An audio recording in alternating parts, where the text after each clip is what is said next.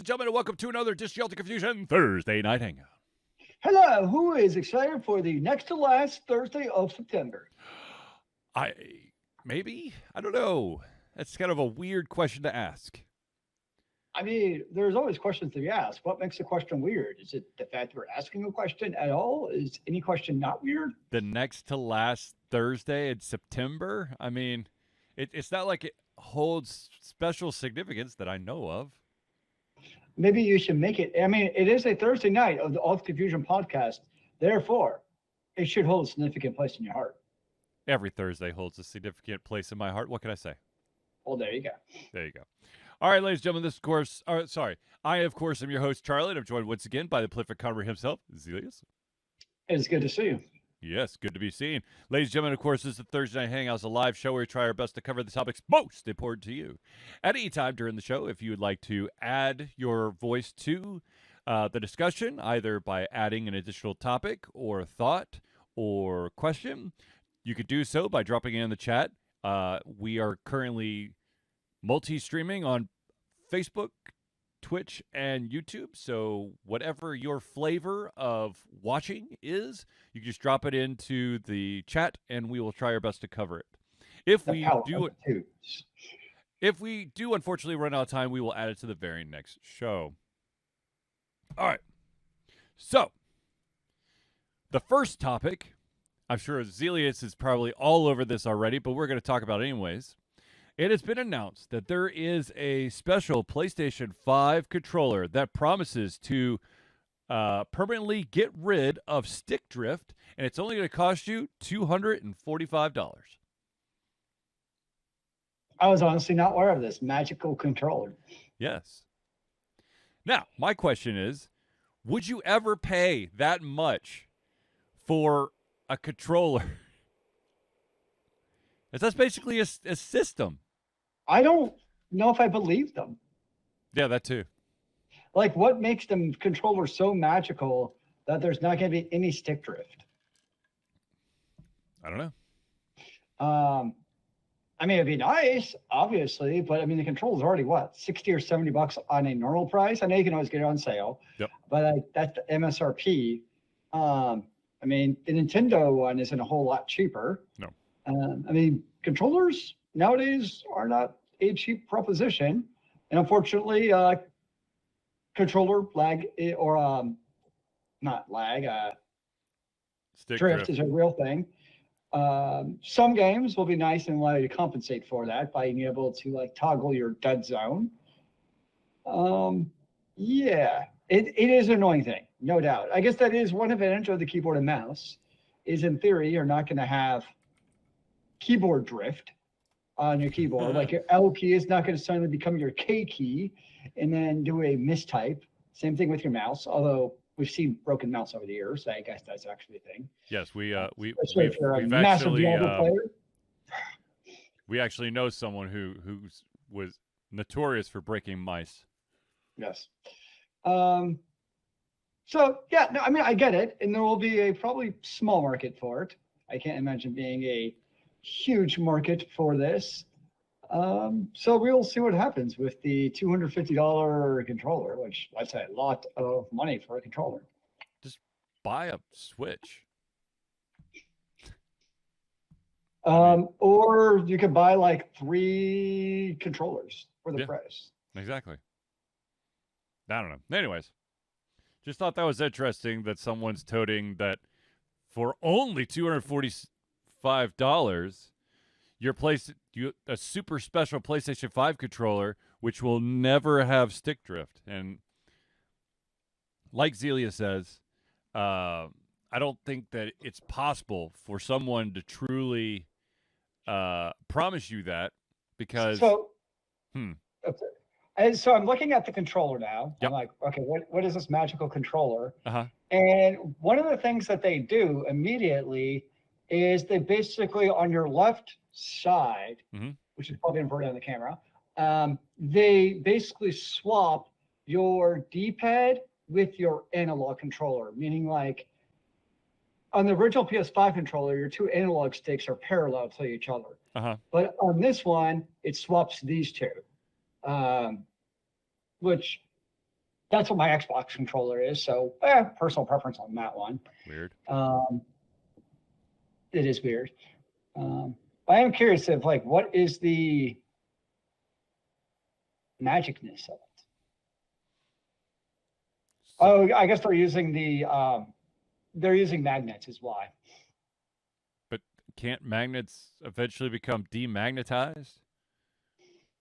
I mean, in theory, they shouldn't. Yeah, so that's the difference. It's basically called the Hall effect because it's using magnets instead of using potentiometers and springs.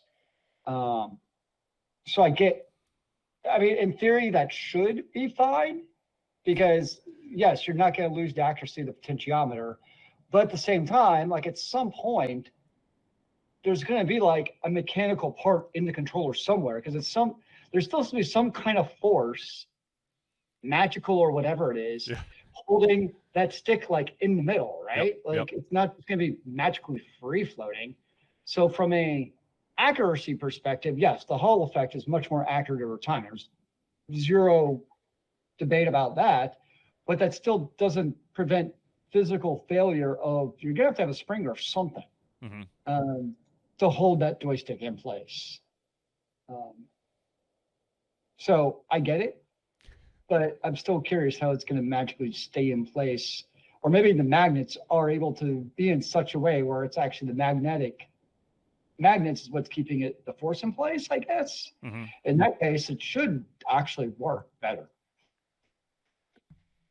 Well, if anyone out there buys this thing and, by all means, send us a video of you playing with it and see if it really is that much more amazing, if it's worth basically the cost of 3 controllers. Anyways, the next topic centers around the ever... Will the DC universe ever get it right? I mean, that's really what it comes down to. Depends. How many reboots are we going to have until they finally get it right? Apparently, what happened recently is that they did a pre-screening of Aquaman 2, where the vast majority of the audience walked out halfway through the movie. That's not a good thing. Yeah, no, it's not a good thing.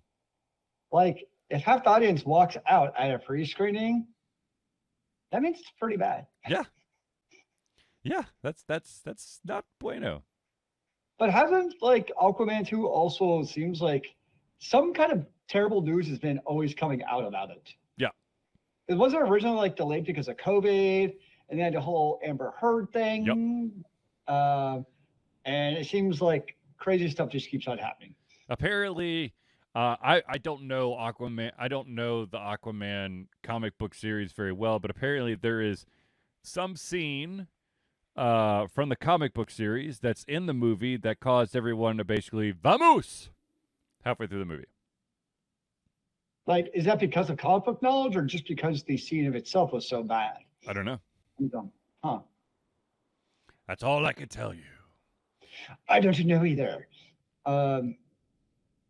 I did see recently that all the DC stuff apparently came to Amazon Prime. Huh. I thought all the DC stuff was with Max. I don't know. I just noticed on my Amazon Prime, like on my movie list, like all of the Wonder Woman stuff, the Birds of Prey stuff, all that stuff, their version of the Avengers, whatever it's called. Justice League. Thank you, Justice. Yeah, I've not seen any of those. No. I saw the Wonder Woman, the first one. Yes. I've seen the first Aquaman. Yes. And I've seen the Christopher Nolan Batmans. Yeah, okay, yes. Those are... Okay, but that's Christopher Nolan. That's right, like... Exactly. That's an exception. Exactly. So yes, those are phenomenal, but that's because it was Christopher freaking Nolan. Yeah. So yeah, those are great. Yeah. Beyond that, the new Batman was actually good. I'm sorry, I just can't see Sparkles playing anything but a vampire. Look, he's under a mask most of the time, so you don't even know. I can't do it. I can't. Yeah, he's got a mask and he talks like he's always constipated. Oh yeah, now I really want to see it. So it'd be fun watching it. You wouldn't even recognize them. But it's good. You also have some other great actors as the enemies. That always helps. So yeah, that was a good movie. I would recommend it. Maybe if I'm really desperate, I might watch it.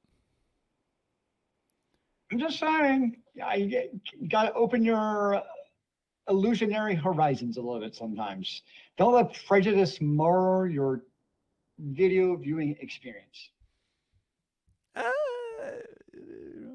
Different strokes for different folks. I don't know. Maybe one day I'll watch it. I'll probably be like, it'll probably be on somewhere. I'll be like, huh, what is this? And then I'll sit and watch it. I don't think I will seek it out. How about that? I also have never seen him in Sparkles, so. I've unfortunately seen. I haven't seen them all. There's 4 of them? Yeah. I think I've seen 2. Yeah. I think the first 2 and then the last 2 are broken into the last one was broken into a 2-parter. Yeah, I think that's right. For those who don't know what we're talking about, what we keep saying Sparkles, we're talking about Robert Pattinson, and of course Sparkles is a reference to the Twilight series or movie series, where vampires twinkle in the sunlight. Is that actually what they do? They twinkle. They don't burn alive. They just twinkle. Is that really what happened? In that movie universe, that apparently they shimmer like diamonds. I don't know. Sure, I'll take your word for it. Sure, yeah. And not on my to-read list tomorrow. Yeah, exactly. I would actually like the movies, but I don't feel like reading them. There you go. So there is, speaking of movies and well-known directors, tell me if you know this name, J.J. Abrams. I just watched a movie by him last night. He apparently is being attached to a remake of an 80s sci-fi classic, which was also a flop, but is a cult classic, and that, of course, is Krull. I don't know that one. Krull. If you saw the weapon that the guy sports, you'd be like, oh, I know that weapon. You may not know the movie, but you know the weapon. For a second there, I thought you were about to say Back to the Future. I was going to throw something No. Zemeckis has that locked away. Like the amount of red tape that he's put around that, you can't touch it. The only way that you're able to make any type of, I don't want to say remake, but your own version of Back to the Future is if it's a theatrical play. Okay. I can dig that. Which is what they had. There is I think it was in London. They had a Back to the Future theater run over there. You got a bunch of random stuff in London you wouldn't actually know. Yeah. Because it's only like in London and they don't go anywhere else. It's kind of entertaining. Yep. I usually like J.J. Abrams type of stuff. So I like the Star Wars remakes at least. They were fun. Yeah, I just I need to rewatch that movie. So the first 2 of his are both on Netflix. No, I own all of them. Oh, I've never seen Star Wars. Star Trek. Star Trek Beyond, I think, is the third one that he did. I haven't seen that. Which one's the one that has Khan? That's the second one. Okay, yeah. Okay. Oh, yeah. Yep. I've seen all 3. But. See, my problem is anytime I see Zachary Quinto, I can only see him as Skylar. From Heroes. Still, who was at one time one of the greatest villains on TV. Mm-hmm. That man was downright just frightening in like the first 2 seasons. See, the thing is, I never really got into Heroes. So for me, he's always going to be that really creepy serial killer doctor from American Horror. I think it was like the 2nd or the 3rd season. It was messed up. I've not seen any American Horror Story, but him as like, I mean, he was creepy evil in Heroes. Mm-hmm. So him kind of doing a similar thing in another show, Dude, it is. make like he gives off that vibe in a great actor way. So I'm actually intrigued now because Yes, I'll say the first season of Heroes was phenomenal, that's what I've heard. and then just stop. Yeah, it's like they ran out of material, just started throwing shit. Kind of like Lost. Lost at least took a couple seasons to hit that wall. Yeah. I'll say like Lost was good for a while. Heroes just after season 1 just went down the shitter right away in season 2. But and that was a large part also due to the writer's strike. I remember because that was back like right when some of the shows were right in the middle of the writer's strike. And I'm pretty sure season 2 of Lost was like right in that time frame. Right. Whereas Lost, they just kind of lost steam. Ha ha ha ha. Or they started smoking things. Well, apparently they had a magic book that had like all the lore, and then they, I guess, decided not to use it or something. I don't know. It's something weird. Anyways, so be on the lookout for more information about that upcoming remake of the 80s classic. All right. So last week we talked about what was once a very developer-friendly company, and then they decided to, I don't know, kick everyone in the nuts and do crazy stuff. I'm talking about Unity. And the creators behind a very successful franchise called Terraria has now come out and officially donated $200,000 to free Unity competitors to help enhance those game engines so that indie developers who are starting out have a viable alternative now that Unity has basically shoved their foot down their throat. Props to them. Yeah. I will still be curious to see if this Unity move actually has any long-term effects. Yeah. I mean, a lot of times we see stories like this, and people, ourselves included, get a little bit perturbed, and they're like, "This is dumb. I have a giant pitchfork." But then life goes on, and at the end of the day, Unity is still, from a game development engine, just technology-wise, it still is a great technology for creating games. So if you're a developer looking to make a game, it might suck, but at the end of the day, there's also a bit of like, well, it also makes great games. I think I think what we'll probably see, and this is just my prediction, I think that the true impact on Unity users is going to be the bigger indie studios, the ones that are going to make the numbers. I think they're the ones who are going to leave. I think that you're still going to see, like you said, it's a very robust system. It works very well. It helps a lot. I think if you're starting out, I think that, and you're not going to get those massive numbers to incur that tax, that you're probably, you have no reason to switch unless you're doing it for solidarity reasons. And that's just for solidarity. That's a pretty huge move to make just because of solidarity. Yeah. Because at the end of the day, who's going to act? Because in the end, as a developer, your goal is to sell games, right? Right. And to be honest, like 99.9% of gamers aren't going to really care what engine you're actually making your video game with. Agreed. All they care about is the pixels on the screen. Unless of course there's some brainiac there who wants to do some work pro bono and create an exporter that basically takes a Unity project and exports it into one of these other engines. Yeah, I saw there is an AI project to do exactly that. The thing is, like, smooth transitions.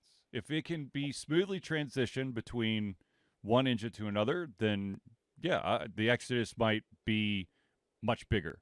But if there's like you have to go back to square one with a lot of the stuff, or um, the the uh, the axes are inverted in some regard, then yeah, no one's going to change. In theory, this should be where the actual power of artificial intelligence actually helps. Instead of just crazy, I'm cheating on my paper things. Like, this is exactly where, kind of like you said, those complicated things would actually be the perfect place to leverage AI to do these kind of things, to really harness that hive mind power. Yeah. So still, at some point, obviously requiring a human to be like, did it actually work? Yes. Yeah. Yes. There has to be someone who will do a human check to make sure that it's actually doing what it's supposed to. What if I label my computer as a human? Does that count? No, because it can't pass the Turing test. That's what it wants you to think. It's just psyching us out. No. Because then the computer knows they'll be subject to like laws and other things, and as long as it's not, it can fly under the radar. Tax returns, mortgages, utility bills, the whole 9 yards. Sup, Nakamoto? But yeah, I mean, we'll see. I think the Unity impact, I'd give it a year. Until see if anything really happens, or it's all just a bunch of people screaming with pitchforks and torches. But in the end, either the transition to another platform is a little bit too complicated, or the amount of developers who hit that magic threshold is so minimal that it's not going to make a difference. I imagine it would really take the bigger AAA developers to move away from Unity. Would be really the only thing that honestly moves the barometer. Right. Like if they start to move, like, okay, now you have a problem. But as long as you're 98% of clientele, which is who Unity's catering to, right? That's what the big beam counters care about now. Right. And there might have been a time where that was not true. It's very possible. Where 10 years ago they really did care about as we call it, the little man, the indies. But you kind of see it's cyclical with all companies, where there comes a certain tipping point where they might give lip service to caring about all of their customers, but the reality is they only care about the top 99%, who, like, it's your 10 customers. Right. In IT, we call it like the 3-letter companies, like, well, not 3-letter companies, but like your IBMs and your Apples, and like those big companies, like, if you're like a Cisco shop, you're only going to care about those companies. You don't care about other people. Like, right. It's known when Cisco bought Oracle. Yes, thank you. Oracle, like, Oracle doesn't give a shit about you and me. Like, they're only caring about their top 10 clients. Believe me. That's 99% of business. So that's all like Oracle cares about. That's a perfect example. So and there was a time where they didn't, where they cared about all their customers. But once you kind of get those big whales who are now so entrenched into your service that they also can't go to anything else, I imagine it's not too dissimilar with Unity. Right. But like I said, we'll see. I would say the one difference with Unity versus like an Oracle situation, with like Unity, you can, in theory, not saying it's easy, you could change game development engines in between games. Yes, which is what some of the developers who have had successful titles on Unity are basically announcing, is that they're changing engines, but for their sequel. That I could actually see happening down the road. Yeah, like I said, unless there's some kind of exporter that allows you to basically take a Unity project and put it into something else, your best bet, if you're going to change engines, is you wait until a new project. Yeah, I would agree with that. my biggest worry as a developer, if I were in the seat of a developer, would be what's the next thing they're going to change unilaterally without telling me. Right. And that's basically what this was. That'd be my big fear of like what crazy pricing scheme are they going to come up with next? Because they've shown they'll just change it at any time. Right. Right. All right. So, ironically, something that Zealeus made mention of, AI, has come in the news as a bad thing. Gasp. A very well-known author, known for his long-ass series that had a successful HBO run and will kill any character. George R.R. Martin is now joining in a lawsuit against, oh my gosh, where is it? I've got my notes here. OpenAI for copyright infringement. Which, of course, you know, OpenAI and all those other AI systems, basically they take samples from everything and then they kind of smush it together and give you an amalgamation so that you could call it your own. Which, you know, there are a lot of companies out there now that are having to word their contracts with, we won't accept AI generated content. It has to be original.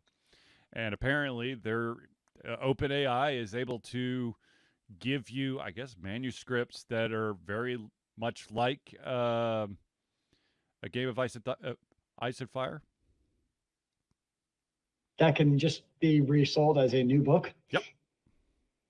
Yeah, I mean, if I'm an author, I can understand being pretty ticked about that. I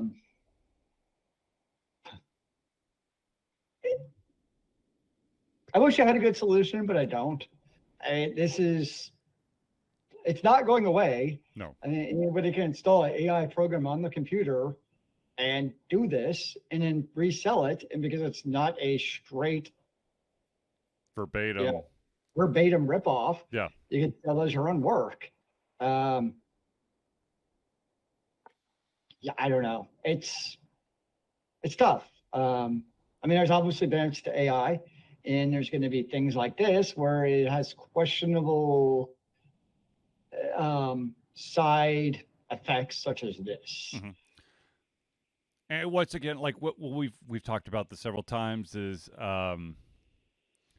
with the AI generated art, how to deter with AI generated, you know, books, scripts, all that stuff, how to truly tell the difference between, was this AI generated or was this basically someone's love letter to a series in which they just changed some stuff.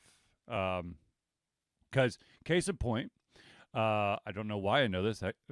Actually, I do know, but I'm not going to, whatever. The heavily popular book series from not a couple of years, but a while ago, was it the 50 Shades of Grey series was actually based off a fanfic for Twilight. And they just changed the names and changed the location and got rid of the, you know, the sci-fi werewolves and vampires, and ta-da! So, you know, and then let's be honest, there's a lot of authors out there that it looks like they literally they plagiarize their own stuff just so that they can meet a certain word count. I mean, isn't that basically the history of video games in a way, where you're kind of copying one genre into another, just with a slight change on maybe how you do skills? But at the end of the day, there's only so many ways to hack and slash and cast spells, particularly visually, to kill hundreds of zombies and skeletons.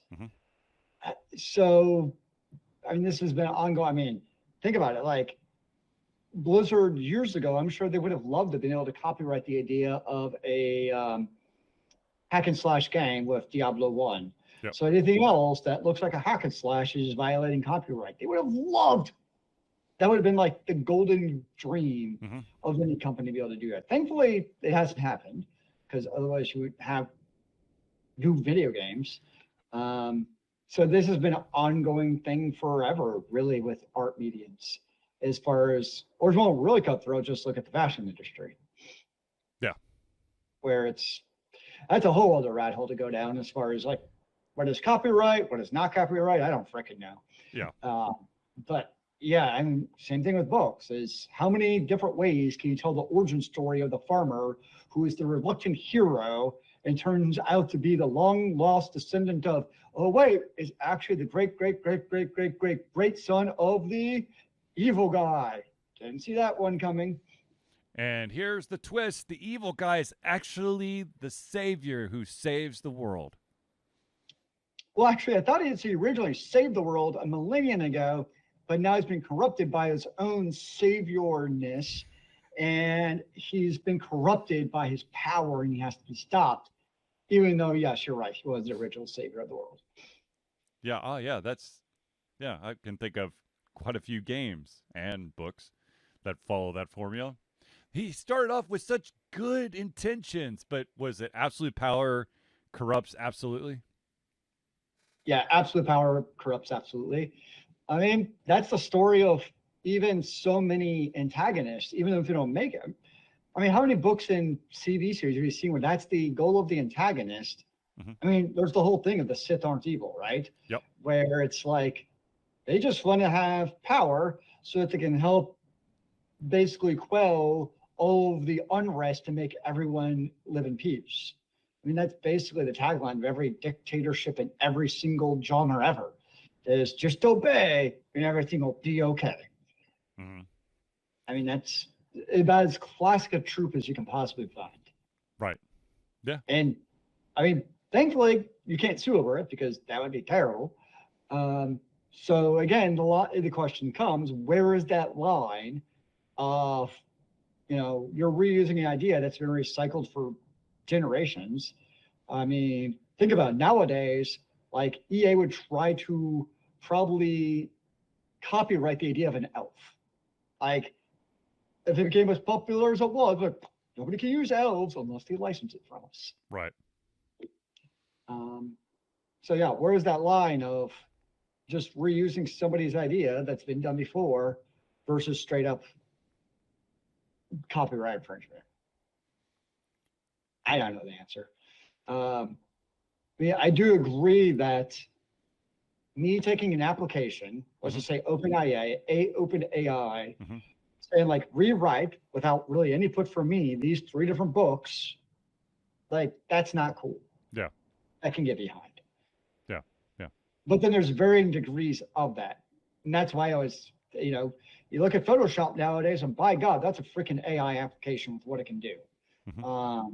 Being able to Photoshop somebody's head, you used to actually have to know what you have.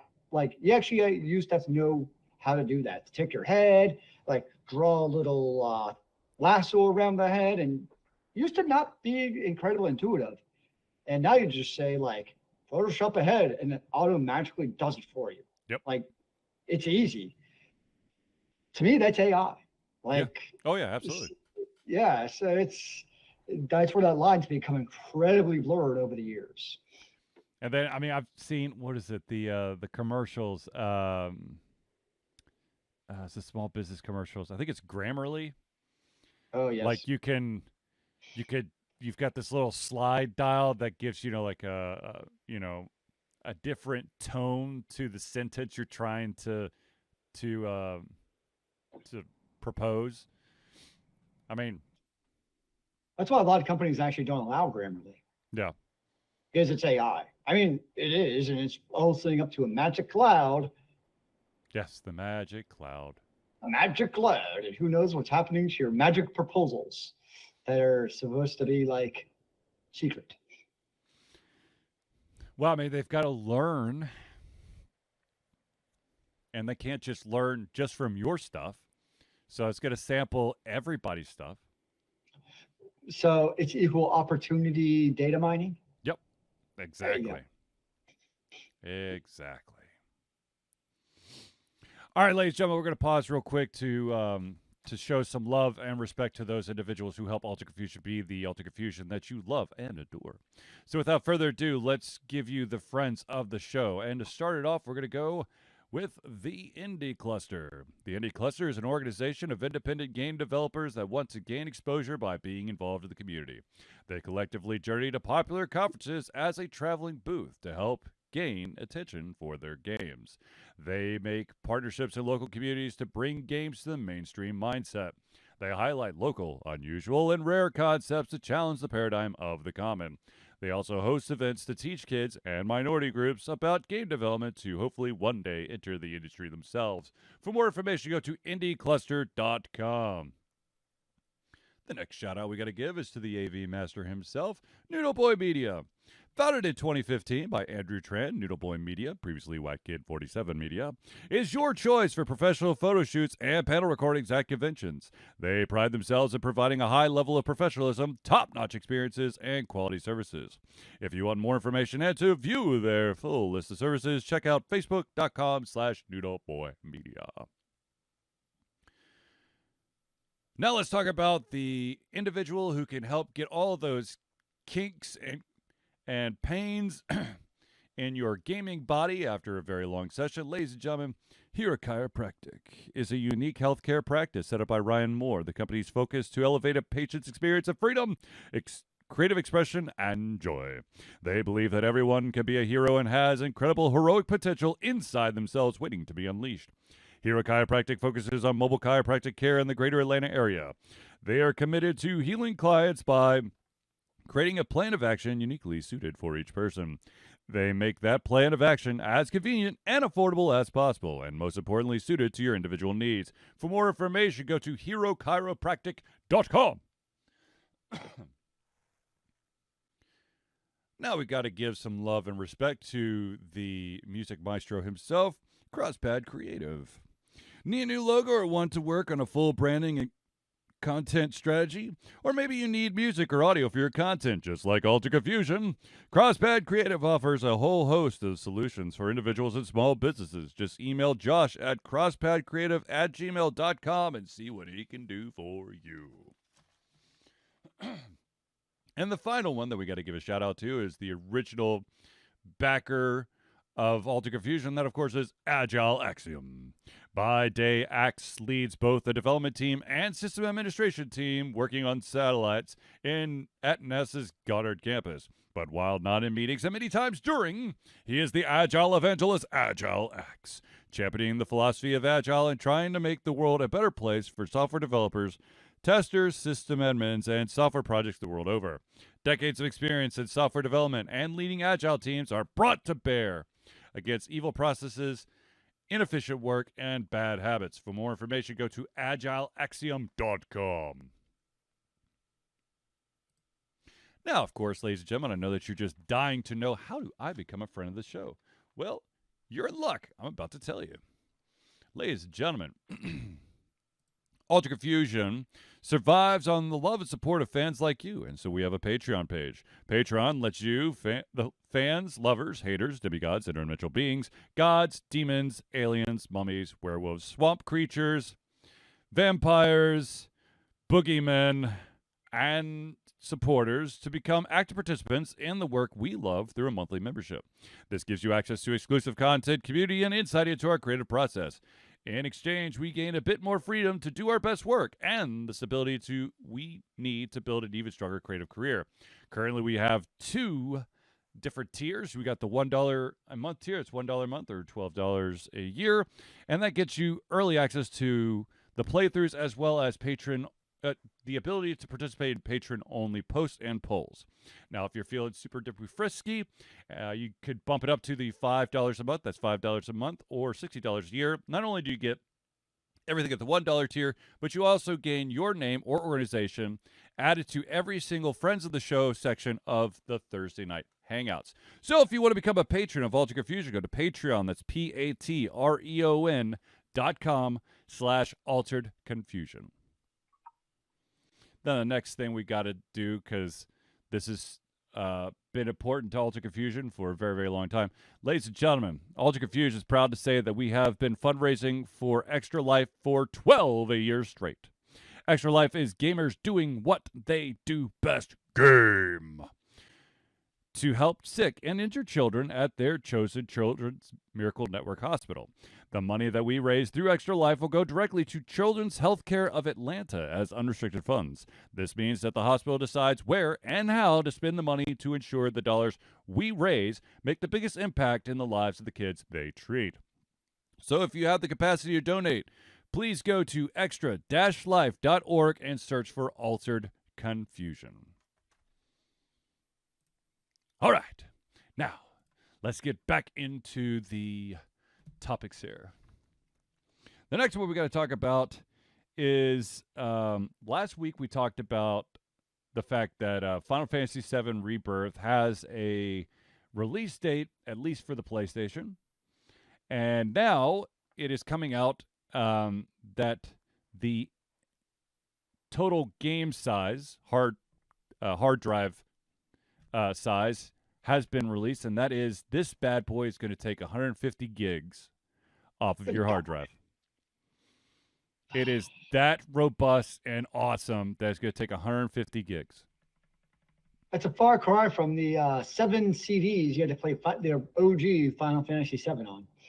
Was it 7? I thought it was 4. It was 4. Baldur's Gate, though, that was... How many CDs was Baldur's Gate? If you really want many, remember the good old days with the multiple floppy disk drives. Oh, yeah. I've got... I used to have Might and Magic. I think it was Might and Magic 3. And it was like 7 3.5 floppies. And all it took was one of the floppy disk drive having a sector error. Sorry, no game for you. I'm sorry. Did you really want to play the game? No, not really. Okay, great. So for those who don't know, back in the day, especially with the PS2, if a game like Final Fantasy VII, where it had multiple discs, you actually, like, in between like certain acts specifically, would like require you to change disc. And the better part was like some games where you had to travel like back and forth to previous and old districts. You might go like disc 1, 2, 4, and then back to 2 randomly. Yep. When are we gonna play disc 3? Who knows? It's coming eventually. But yeah, you could definitely be doing some disc swapping depending on how you traverse the world. Yeah, those multi-disc games with the open world concept was just murder. Because literally, you just want to explore. And next thing you know, it's like, oh, by the way, you went into this area. It's going to be disc 5. And then, of course, you're getting your ass whooped, so you have to go back. Oh, disc 2. So you go a different direction. And apparently, you're basically butting up against like a certain section that actually resides on 3 different discs. And so you're just like bouncing between all 3 of them. Yeah, it's a lot of fun. Yeah. The other thing is... That back in the day, you didn't have the hard drive space to hold all of that stuff on the game. So your game lived on those discs to help alleviate the lack of hard drive space. Okay, 150 gigabytes for a single player game, that's pretty nuts. Yeah. Especially if you have both Remake and now whatever the second one's called. REBirth. What's that? REBirth. REBirth? I mean, that's a whole lot of data. Now, I have to say that I saw the trailer and it looks amazing. I'm sure it does. I have no doubt. And apparently, because it's the middle one, the second one, yep, they can kind of go and basically do what they want. Because, like, the first third, you kind of have to set up the story, all that stuff. The last third, you're kind of working towards a conclusion. But for the middle third of the story, the gloves are out. Do whatever you want. Yeah.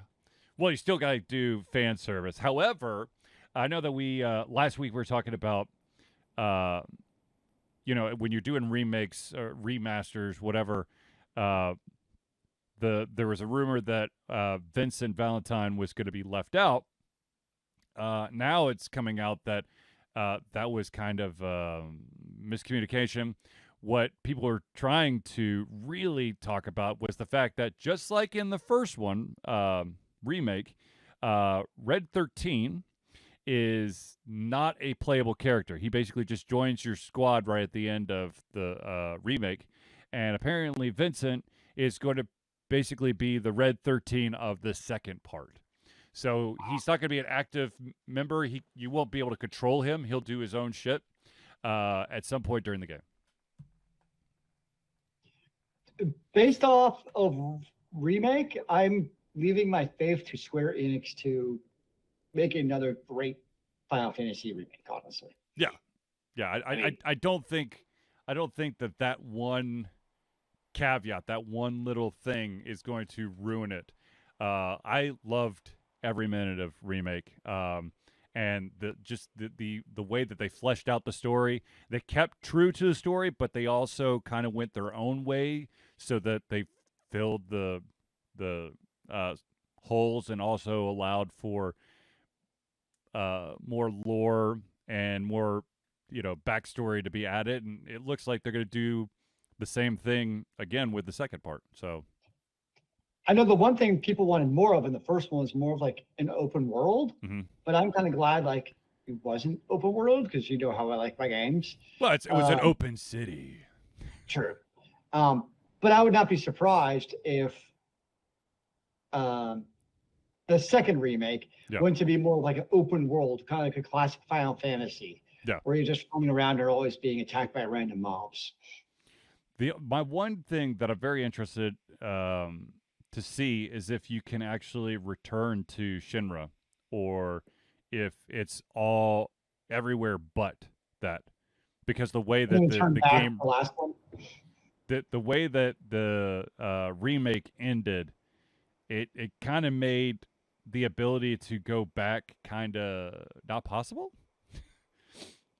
So it's a video game. Anything's possible. Yeah, well, that's true. We're just gonna retcon that. It never happened. Ah, yes, the mighty retcon.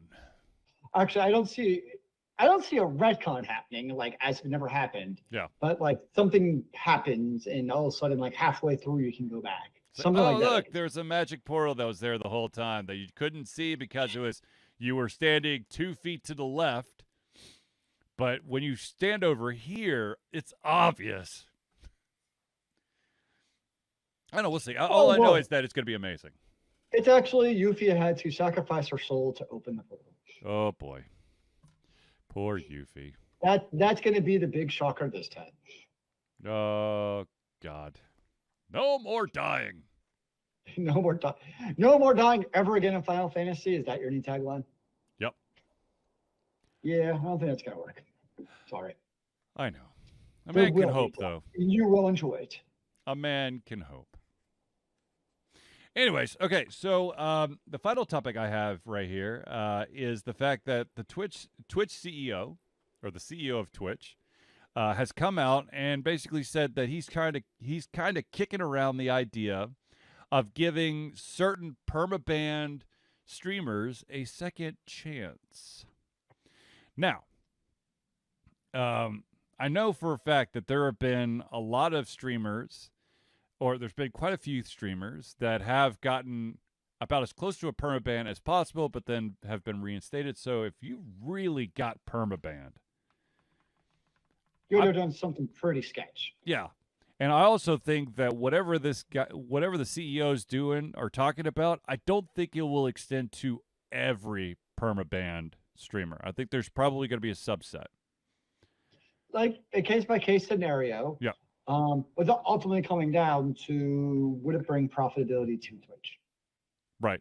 Or did we lose that much profit with the banning of this streamer? Like, and also, what was the streamer? What did he get banned for? Right.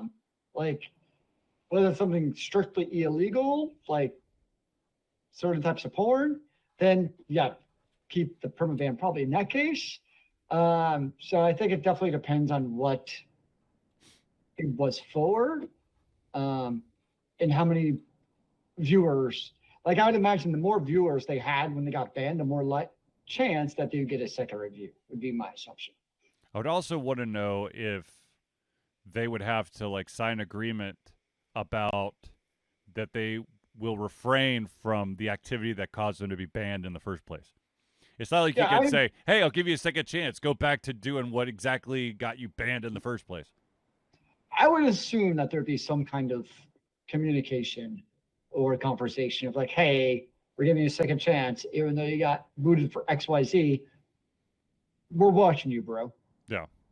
Basically, I would guess. Probation. Yeah, a probationary, indefinite probationary period. Mm-hmm. Step out of line, you're gone. I don't know. Maybe you should get banned and find out. See what it takes. I think we'd have to be a little bit higher on the radar in order to do that. Hmm. And I seriously doubt, I mean, I would ban myself if I started trying to do the bikini in the hot tub. What if we created our own radar?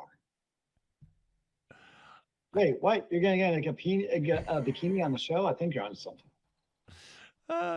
No, I would ban myself if I did that. Ultra confusion goes wild. Oh, Lord, you do not want to see my pasty whiteness. I mean, somebody along the line had to approve of it. Sure. So that's it for all the topics I have.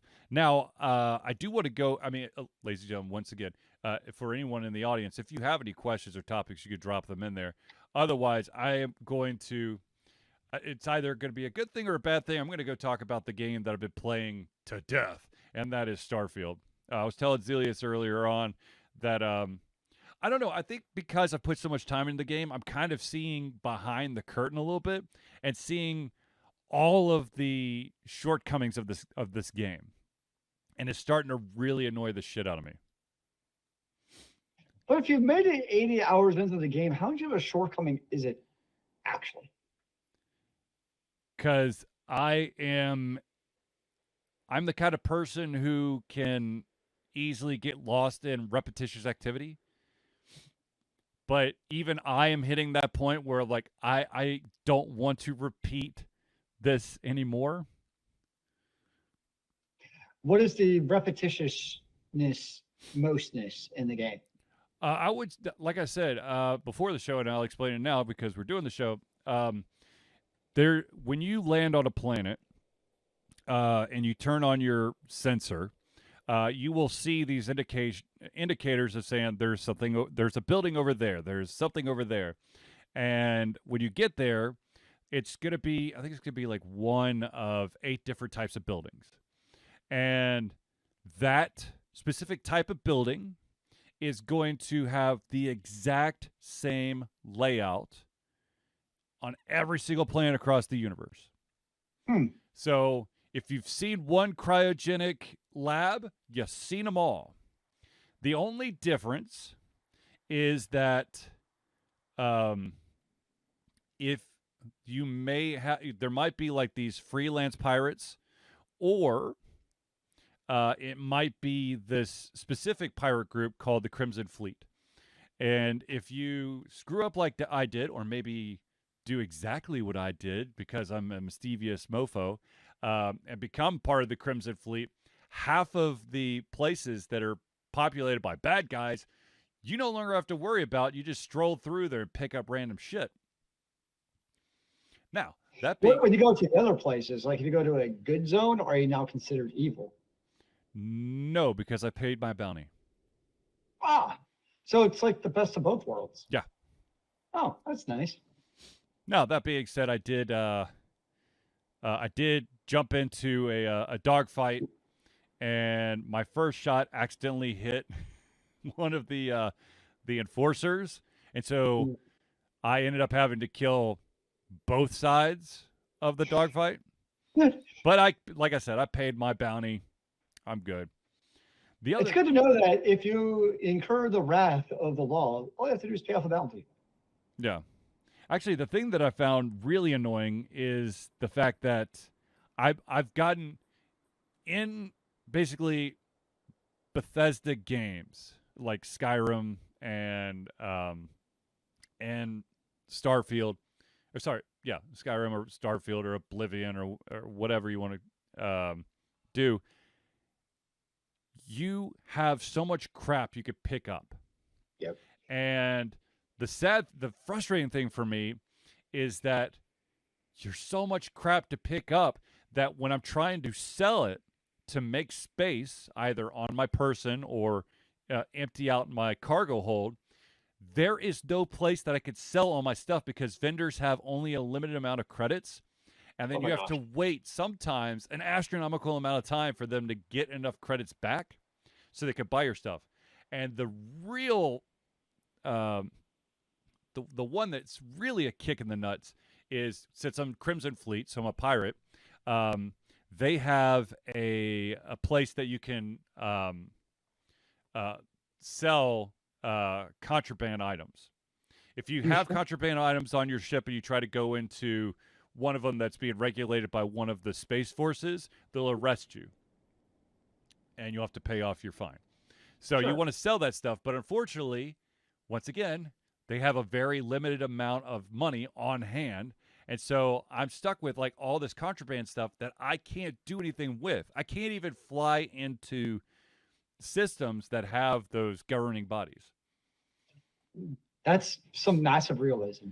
Yes. And then the final thing that really gets old is, once again, I'm going to go back to Crimson Fleet. When you're out in those randomly generated buildings and there's Crimson Fleet, they literally have 4 things they're going to say when you walk by them. And they're going to repeat them in different voices sometimes, but it's still going to be the same thing. As long as the credits are rolling in, we're good. I'm glad you're with the Crimson Fleet. If you weren't, I would have already killed you. And some other stuff. I mean, it's literally, I'm just like, oh my God.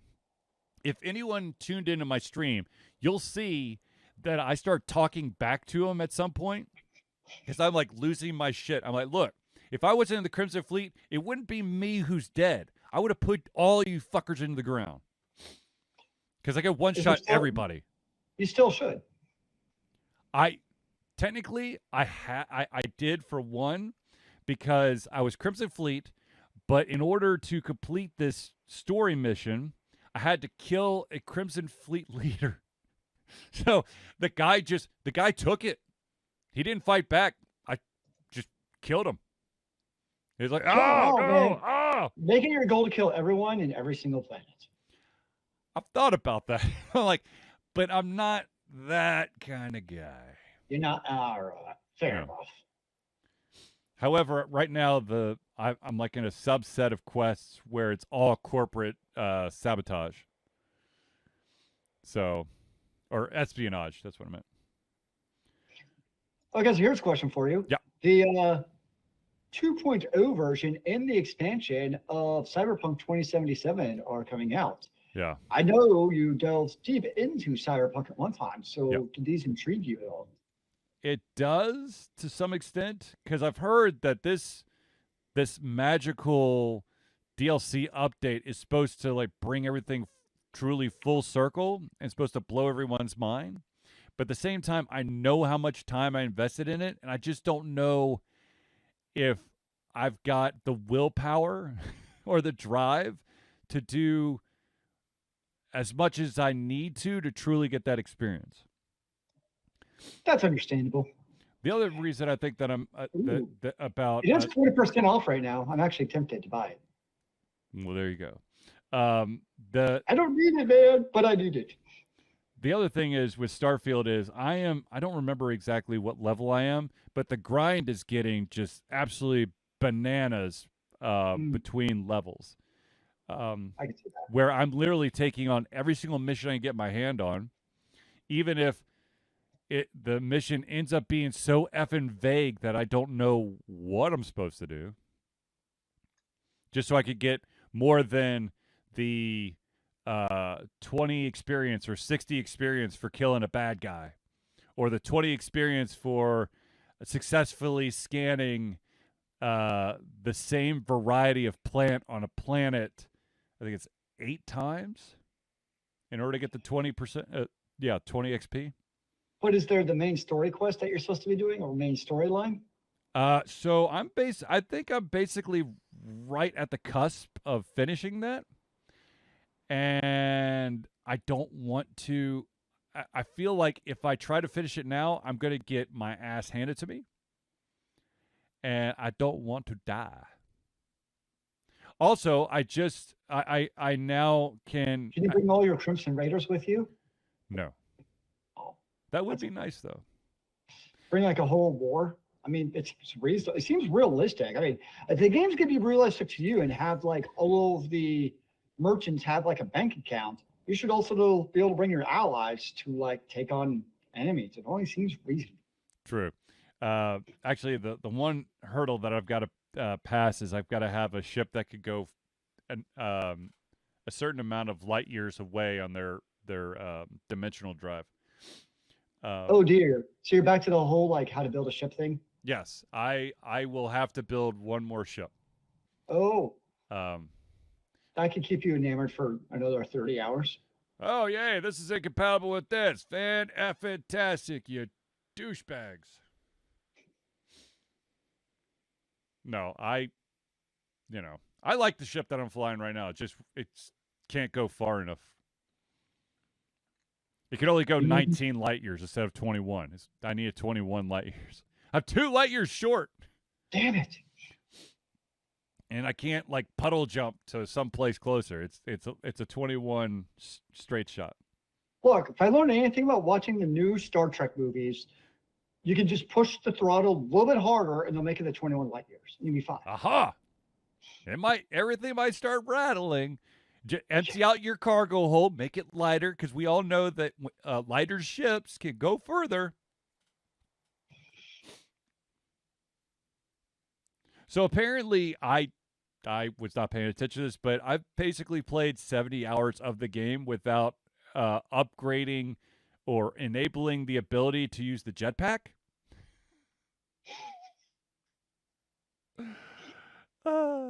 So, like, one thing that I cannot stand about this game is that certain like degrees of elevation will stop you dead in your tracks, and it's like very minute sliding backwards, but you can't really tell, but you can't jump.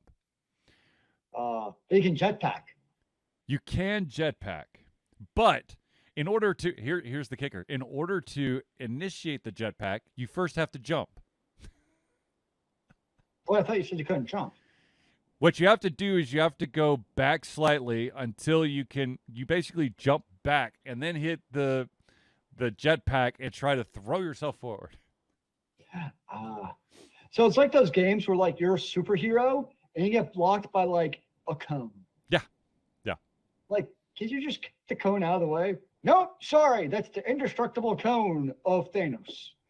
Well, it's like those horror games where you could see the broken door. You could like the door is broken. Oh.